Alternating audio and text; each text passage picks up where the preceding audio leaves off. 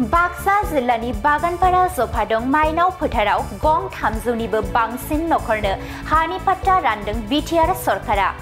बाक्सा जिल्लानि बागानपारा जफादं माइनाव फोथाराव बिटिआरनि गाहाय मावफुं सोद्रोमा प्रमद बर', बिटिआरनि लेन्ड एन्ड रेभिनिउ आरो हाग्रा बिफाननि मावफुं सोद्रोमा रन्जित बसुमतारी आरो बिटिसि हायुङारि गावखुंथायनि बुंथिगिरि काथिराम बर'नि जथायै नुजाथिनायाव जुग जुग रायजो जाबोनाय सा 300निबो बांसिन नखर आरो थागिबि सुबुंफोरनो हानि पट्टा राननानै होयो। बे हा पट्टा राननाय हाबाफारियाव बाहागो लानानै बुंथिगिरि काथिराम बर'आ बुंदों दि बागानपारा जफादं ओनसोलनि रायजो राजाफोरा हानि जेंनाखौ लानानै गोबाव सम भुगिनांनानै दंमोन।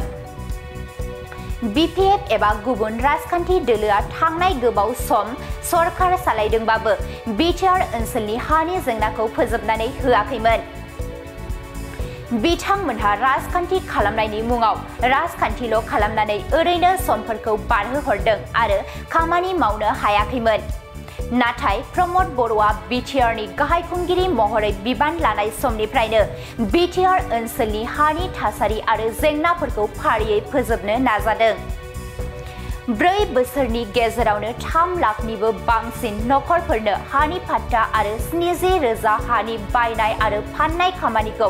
मावफुंजाबाय होनना फोरमायथियो बुंथिगिरि काथिराम बर'आ। बागानपारा जफादं ओनसोलनि गोबां रायजो राजाफोरानो दिनै हानि पट्टाखौ मोननो हानानै खुसिजों रंजादों आरो बिटिआर सरकारखौ साबायखर बावदों।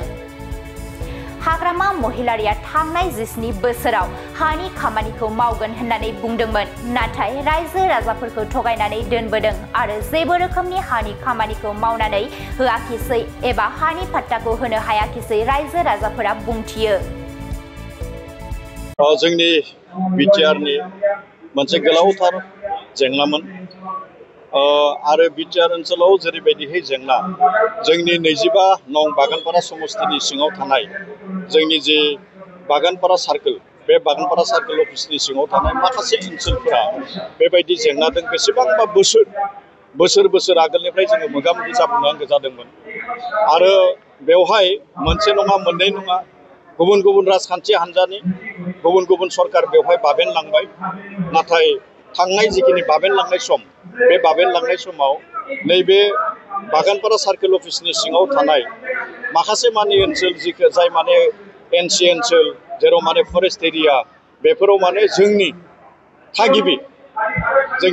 रायजो राजाफोरा हानि जि मोन्थाय, बे हानि मोन्थायनिफ्राय माने मा होननानै बुंदों मोनसे डिप्राइभ जानानै थानांदोंमोन आरो बे डिप्राइभ जानायनि जिखिनि मोनसे थासारि, बे थासारिखौ जोङो बिटिआर बाखिया बिटिआर ओनसोलनि रायजो राजाफ्रा गासैबो मोनथिजोबगोन। नाथाय 2020 मायथाइयाव जेब्ला प्रमद बर' बिथाङा बिटिआरनि चिफ जायो, बिटिआरनि चिफ जानायनि उनाव लेन्डनि सायाव बे ओनसोलाव थानाय गुबुन गुबुन हारि माहारि थागिबि रायजो राजाफोरनो बोरैहाय माने हानि पट्टा, हानि जिखिनि माने मा होननानै बुंदों फोरमान बिलाइ, बे हानि फोरमान बिलाइ बा हानि पट्टाखौ बोरैहाय माने होनो हागोन, बेनि सायाव माने होनो थाखाय सिद्धान्त लादोंमोन आरो सिद्धान्त लानायनि उनावनो दिनै प्राय माने 4 बोसोर 8 माह प्रमद बर' बिथांनि सरकारा बाबेनलांबाय। सरकार बे माने समा माने बाबेनलांबाय आरो बेखिनि समाव जोङो नुनो मोनदों नैबे दिनै राननो गोनां जिखिनि माने मा होननानै बुंदों हानि फोरमान बिलाइ, बे फोरमान बिलाइनि बाहेरै दाखालिसिम प्राय माने 3 लाख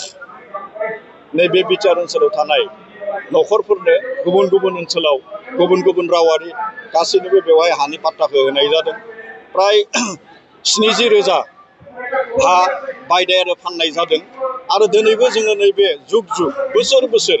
माने उदांस्रिनि सिगांनिफ्राय उदांस्रिनि उनसिम दिनै प्राय माने 80 बोसोर आगान होदों, 79 बोसोराव आगान होदों आरो बेखिनि समाव जोङो नुनो मोनदों जे बेवहाय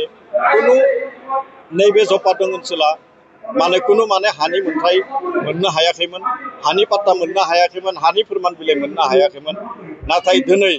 2025 मायथाइनि 14 आगस्ट, बे 14 आगस्टआव नैबे जफादं ओनसोलाव थानाय बागानपारा माने सार्कोल अफिसनि सिङाव थानाय नैबे ओनसोलाव माने प्राय माने 300ता नखरा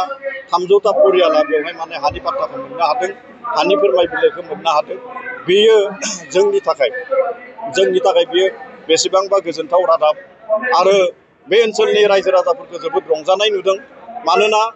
गोबांथार जेंनाजों बिथांमोना मोगा-मोगि जाबोबाय थानांदोंमोन नाथाय नैबे गोबांथार जेंनाजों जेरैबायदि मोगा-मोगि जाबोबाय थानो गोनां जानाय जिखिनि जेंनाफोर जिखिनि थासारिफोर दिनै बियो जोब्बाय आरो फैबाय थानाय समाव जों गुबुन मोनसे मोनसे माइलस्टन बे माने गुबुन मोनसे माने जौगानाय हाबाफारिजों जों आवगायलांनो हासिगोन होननानै जों नैबे जफा ओनसोलनि रायजो राजाफोरखौबो माने जौगालांनो हासिगोन बेबायदि मोनसे थासारिखौ जोङो नुनो मोनो। मिथिनायाव थारमाने बिपिएफआबो हानि खामानि मावगोन बा मावदों होनना बुंदोंमोन नाथाय बिथांमोननि दिनाव 17 बोसोरावबो थारमाने जोंनि जफा हालामाव जायासै गुबुनाव मावदोंना मावा बेखौ मिथिया खिन्थु जोंनि जफायाव जोंनि हाखौ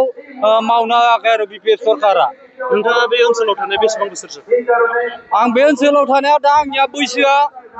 सार्टिफिकेट हिसाबै 50 बोसोरानो जाबाय। 50 बोसोर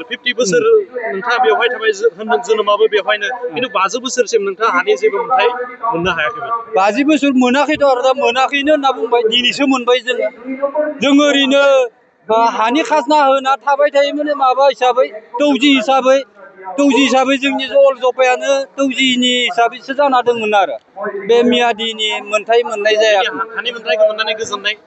दे मोनबाय गोजोनखाबाय गोजोननायबो थाबाय आरो